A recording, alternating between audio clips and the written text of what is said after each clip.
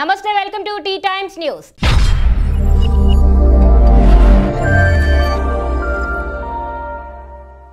X పై Trump దావా 86 కోట్లతో మాస్క్ సెటిల్మెంట్.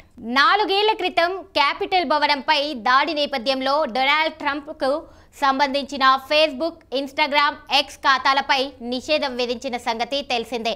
అప్పట్లో ట్రంప్ ఆయా సంస్థలపై దావా వేశారు.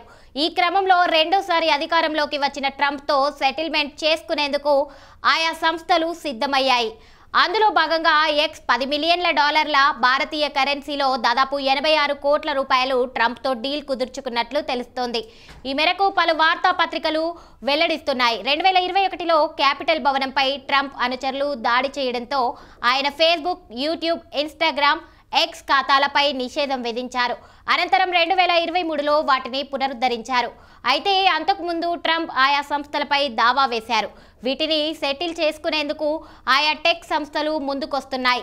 ఇటీవల మెటా సంస్థ $25 మిలియన్ సెటిల్మెంట్ కుదుర్చుకున్నట్లు వార్తలు వచ్చాయి. ఇదే తరహాలో ఎక్స్ సైతం ట్రంప్తో డీల్కు సిద్ధమైనట్లు తెలుస్తోంది.